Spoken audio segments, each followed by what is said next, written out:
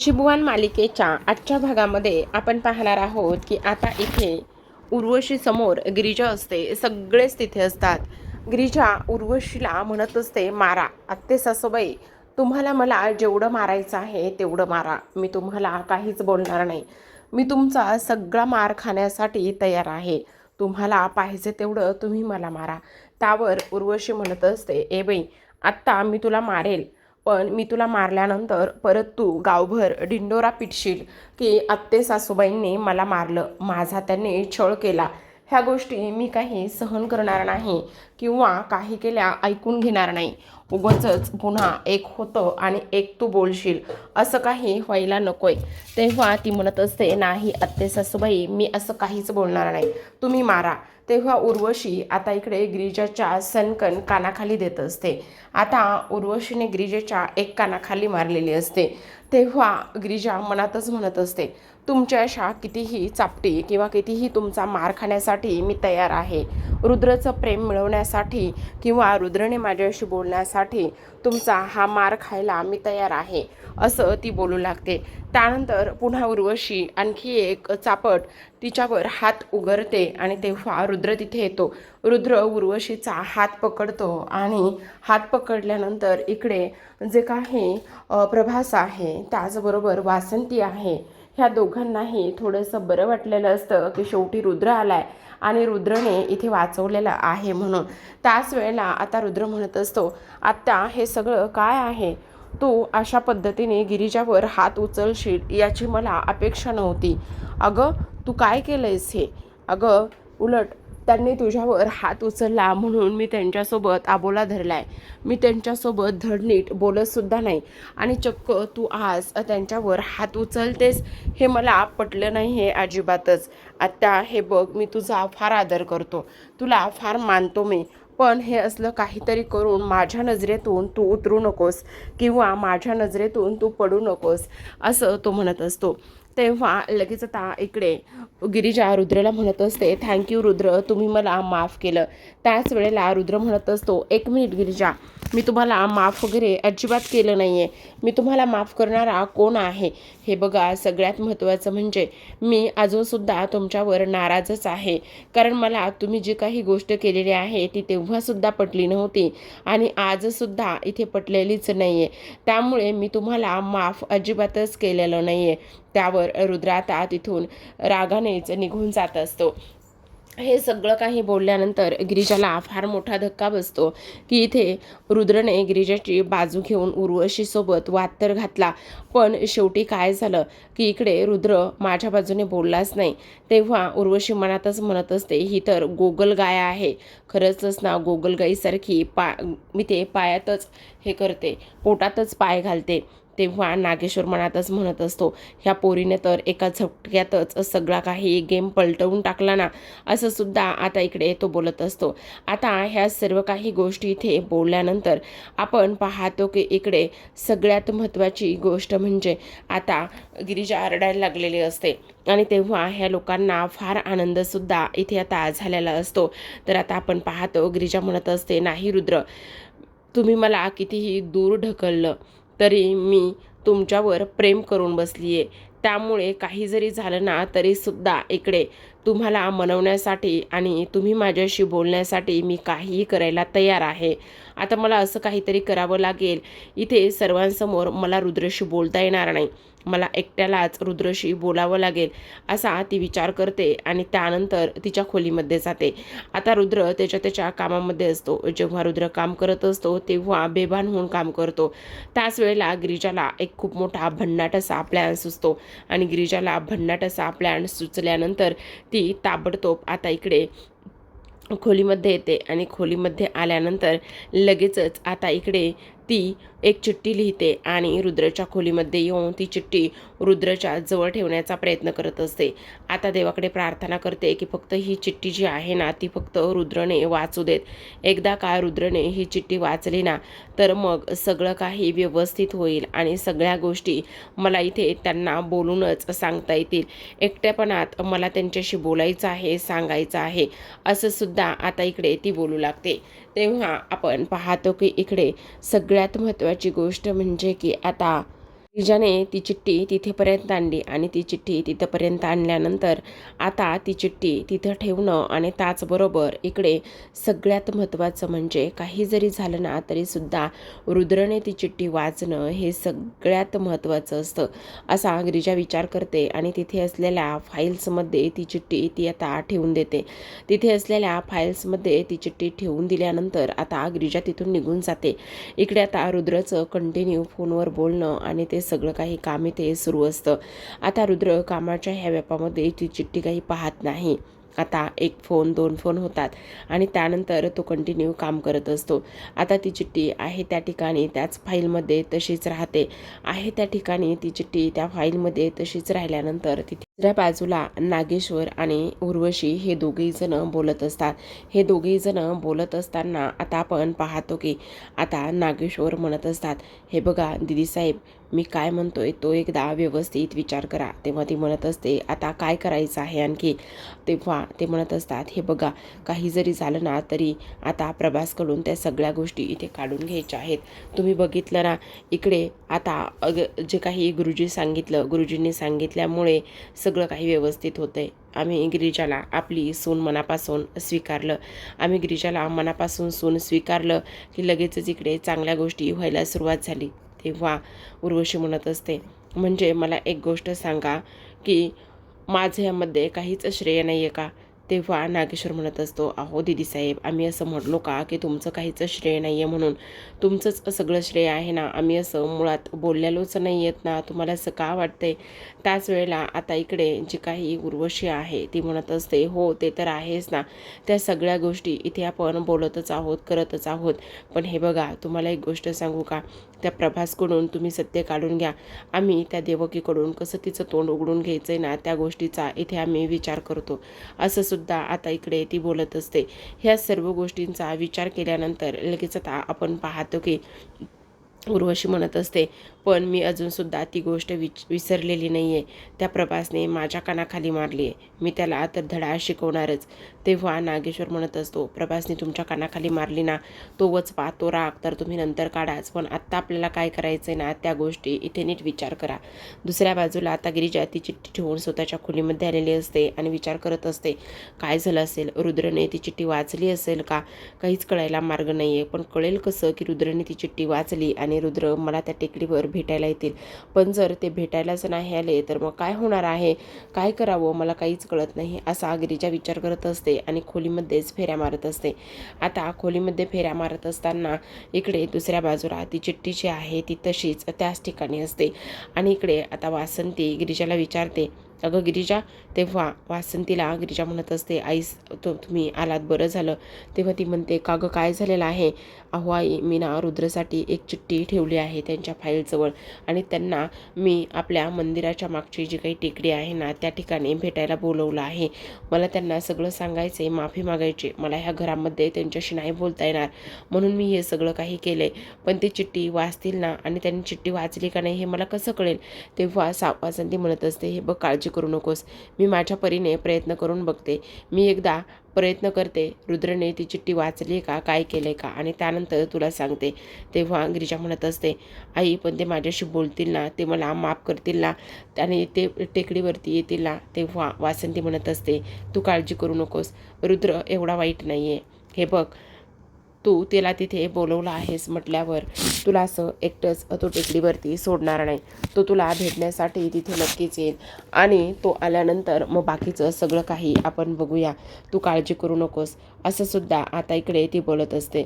त्याच वेळेला आपण पाहतो की इकडे आता जो काही प्रभास आहे, प्रभास हा त्याच्या खोलीमध्ये असतो आणि प्रभास त्याच्या खोलीमध्ये असताना आता इकडे लगेचच जी काही उर्वशी आहे ती उर्वशी तिथे जाते आणि उर्वशी तिथे गेल्यानंतर प्रभासला म्हणत असते, अरे प्रभास, प्रभास, अरे प्रभास, किती वेळ झोपणार आहेस, उठ ना आता. तेव्हा तो म्हणत असतो, हो उठतो ना. तेव्हा ती म्हणत असते, अरे उठ आता, आराम किती वेळ करणार आहेस. आणि तसंही मी आता तुझी 24 तास मीच काळजी घेणार आहे ना. मी तुझी बायको आहे की नाही. असं म्हणून ती त्याला उठवते आणि उठवल्यानंतर समोर त्या फाईलकडे लक्ष जातं तर तिथे ती चिठ्ठी असते.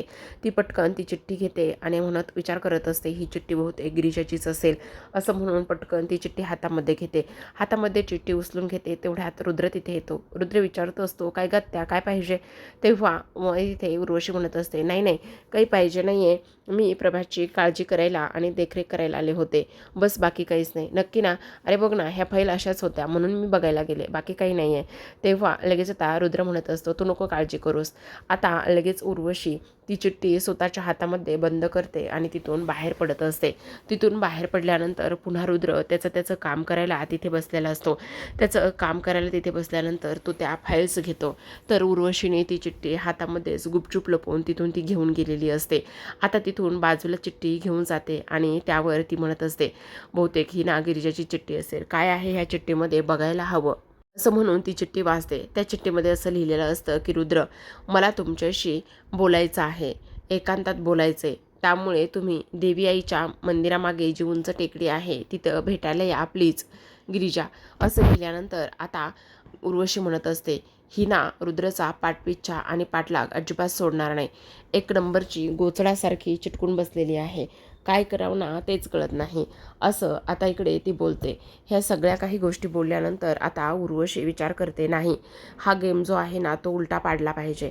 इकडे गिरिजा आता खोलीमध्ये असताना विचार करू लागते काय झालं असेल कळत नाही. खरंच इकडे रुद्रने ती चिठ्ठी वाचली असेल का? जर ती चिठ्ठी त्यांनी वाचली असेल तर ते मला भेटायला येतील का? काहीच कळायला मार्ग नाही आहे असा ती विचार करते. जाऊन बघू का एकदा. तेवढ्यातच ती आता तिथून जात असते आणि तिथून जात असताना आता इकडे जी काही उर्वशी आहे, उर्वशी तिचा जो प्लॅन आहे तो इथे सक्सेस करायला लागलेली असते. तेवढ्यात तिथे सावी आलेली असते. सावी तिथे आल्यानंतर आता उर्वशी तिला म्हणत असते काय गे मला एक गोष्ट सांग, तुला रुद्र हवा आहे का? तेव्हा ती म्हणत असते हा काही प्रश्न आहे का मावशी, मला तर इथे मी लहान असल्यापासून मला रुद्र पाहिजे. काही जरी झालं ना तरी रुद्र माझा आहे आणि तो मला पाहिजे. ही गोष्ट तुला मी काही वेगळे आणि नव्याने सांगायला हवी का?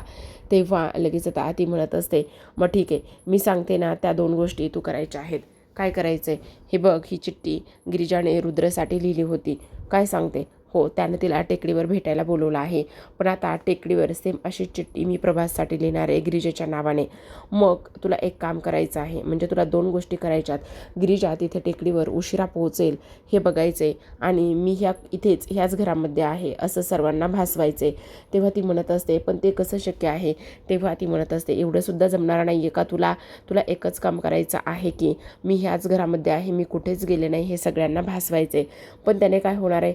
म्हणजे त्याने काय होणार आहे आता त्या ह्याला म्हणजेच जो काही प्रभास आहे त्याला असं वाटेल की गिरिजाने त्याला टेकडीवर बोलवलं आहे आणि ती पोहोचण्याच्या अगोदरच मी टेकडीवर जाऊन पोहोचेल आणि प्रभासकडून सगळं सत्य काढून घेईल आणि त्यानंतर मग रुद्र आणि तिथे गिरिजा जाईल. आता गिरिजा तिथे गेल्यानंतर जो काही प्रभास आहे, रुद्र जरी नाही पोहोचला तरीसुद्धा जो काही प्रभास आहे त्या प्रभासचा द एंड तिथे मी करेल. त्याच्याकडून सगळं सत्य वधवून घेईन आणि सगळं सत्य त्याच्याकडून वधवून घेतल्यानंतर त्याचा सगळा द एंड मी करून टाकेल.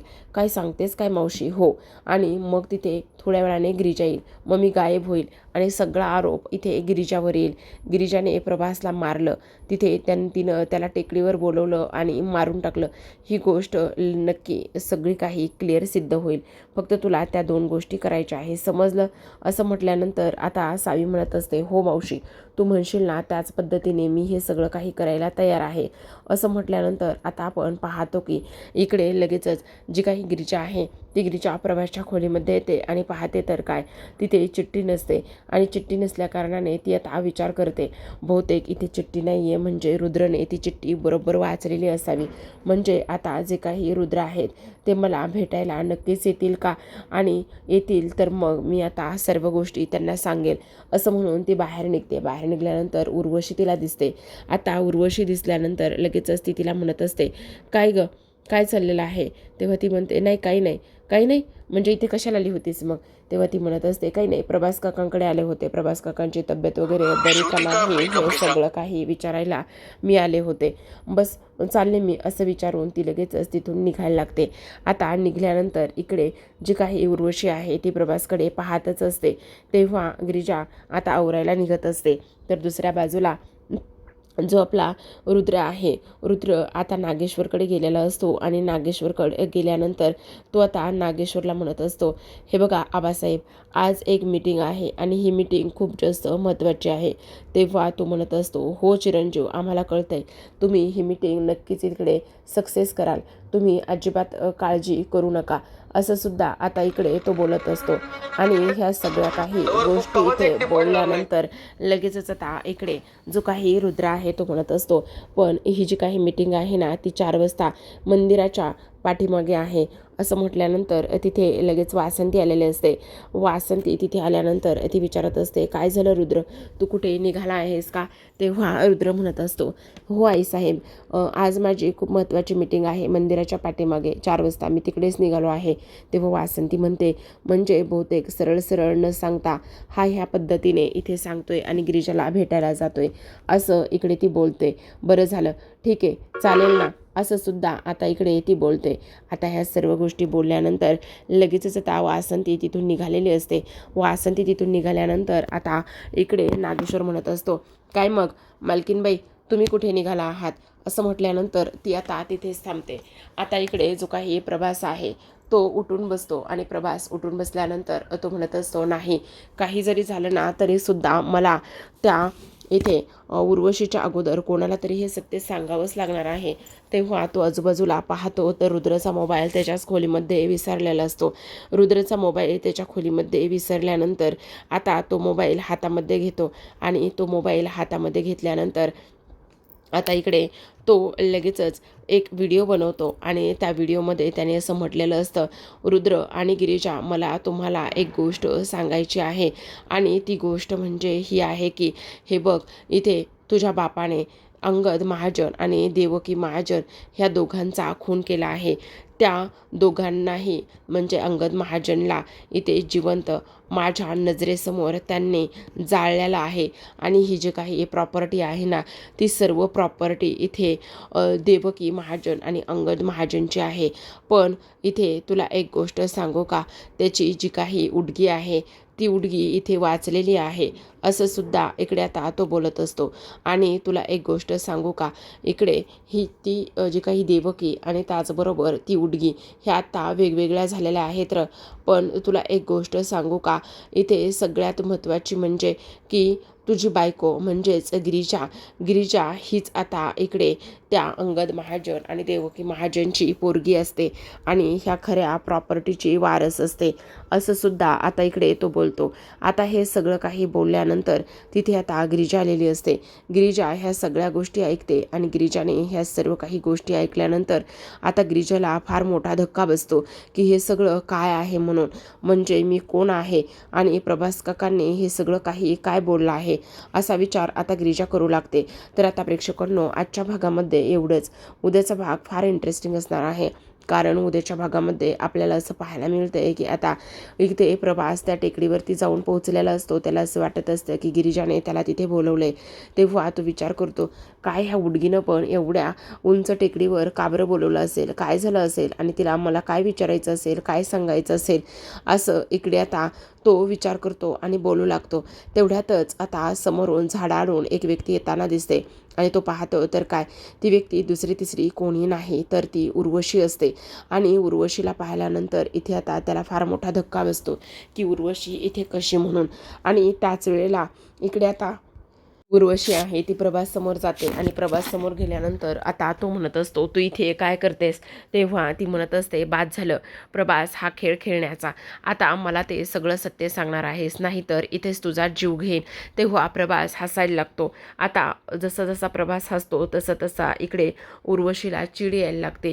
ती रागाला जाते आणि म्हणत असते, हे बघ प्रभास, हसू नकोस, जे काही सत्य आहे ते सगळं सत्य मला सांग. प्रभास, मी तुला काय सांगते, सगळं सत्य मला सांग. तेव्हा प्रभास पुन्हा पुन्हा हसतो. त्याच वेळेला उर्वशीला राग येतो आणि त्या उंच टेकडीवरून उर्वशी आता प्रभासचा गळा पकडते आणि उंच टेकडीवरून प्रभासचा गळा पकडून त्याला खाली धक्का देते आणि धक्का दिल्यानंतर तो प्रभास खाली टेकडीवरून पडतो. तिथे गिरिजा आलेली असते. गिरिजा हे सगळं काही स्वतःच्या नजरेने पाहते. तेव्हा तिला खूप मोठा धक्का बसतो की ह्या मावशीने इकडे प्रभास काकाला अशा पद्धतीने उंच टेकडीवरून धक्का दिला आहे. तेव्हा ती प्रभास काका म्हणून ओरडते, पण आता उर्वशी तिथून गायब झालेली असते. उर्वशीला आता इकडे तिच्या नजरेस यायचं नसतं. आता गिरिजा खूप ओरडून सुद्धा प्रभास काही केल्या तिला दिसत नाही किंवा भेटत नाही.